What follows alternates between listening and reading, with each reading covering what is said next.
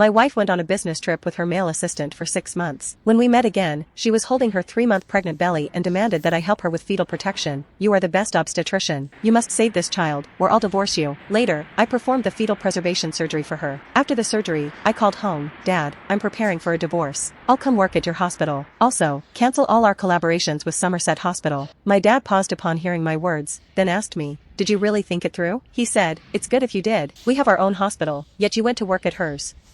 You're a top-tier OBGYN making only $10,000 a month. It gives me chest pains. But are you sure about the divorce this time? You won't go soft again? My dad was still skeptical about my sudden decision. After all, everyone knew how deeply I loved Lillian Sarandon, but this time I was very firm. I'm sure. I'll resign after I finish the remaining surgeries on my list. After hanging up, I stepped out of the ward and saw my colleague's sympathetic looks. A colleague handed me the report. I glanced at it. The threatened miscarriage was caused by recent intense sexual activity. Holding the report, I took a deep breath and pushed open Lillian's ward door. She had just woken up. Seeing me, she frowned and asked directly, how's my baby now? Is there still a risk of miscarriage? Her eyes were full of worry. Clearly, she cared a lot about this baby. It reminded me that we had once had a child together, but that baby was lost in a miscarriage caused by Lillian going skydiving. When she found out she'd lost the baby, she was expressionless. There wasn't a trace of grief like a mother losing her child. She had frowned and told me, this child came at the wrong time.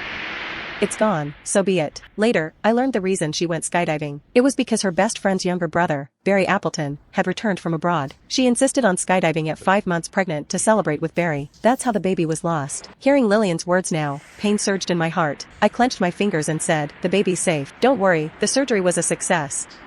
Lillian breathed a sigh of relief. The worry in her eyes finally faded a bit. Looking at her like this, my voice trembled slightly. You were away for 6 months and now you're 3 months pregnant. I paused for a moment. And now you're carrying someone else's child and still come to me for fetal protection? Did you do this on purpose? Lillian was stunned for a moment after hearing me. She finally looked up at me. Then she actually frowned and nodded. Is there a problem? You're a top OBGYN. Only if I come to you can the baby be perfectly safe. Then she paused, frowning even deeper. Lucas, can't you stop being so petty? So what if I'm pregnant? I told you Barry has a terminal illness. Before he dies, he just wants a child. I was just doing him a favor. Why are you fussing with someone who's about to die? Can't you stop being so petty? If you keep being so petty, then let's just get divorced, she threatened. I clenched my fingers even tighter. I really couldn't understand how she could say something so shameless. In the past, Lillian always used divorce to threaten me. Because I loved her, I would panic every time she said it. But not anymore. I looked at her and sneered coldly. Fine, let's get divorced, I said, and Lillian was stunned for a moment. But right then, her phone rang. It was Barry. Lillian immediately picked up the call. Don't worry, our baby is fine. Why are you feeling guilty? It's not your fault.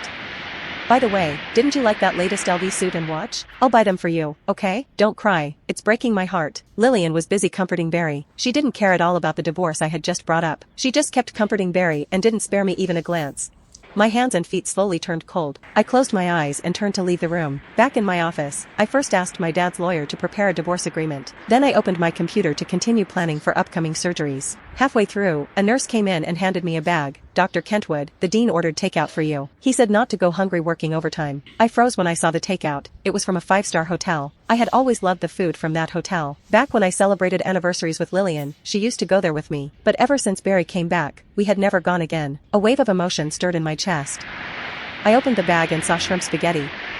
Looking at the shrimp on top, I let out a bitter smile. I'm allergic to seafood and yet Lillian ordered this for me. I picked up my phone and checked social media. Sure enough, Barry had posted, "Thanks dear for the suit and watch." Tonight, she even treated me to a feast, but we ordered a bit too much. Couldn't finish the restaurant's famous shrimp spaghetti, so we packed it home for the dog. After reading the post, I threw the bag straight into the trash. Right after that, a friend messaged me. After months, he finally found Barry's medical report. I glanced at it and sneered. By the time I got home, it was already late at night. As soon as I walked in, I saw Lillian in the bathroom washing a pair of men's underwear. The thing in Lillian's hand was obviously not mine. She had never washed a piece of clothing for me before, so it was obvious whose it belonged to. When she saw me come in, Lillian frowned and looked at me. "Why are you only getting home now? Did you eat the spaghetti?"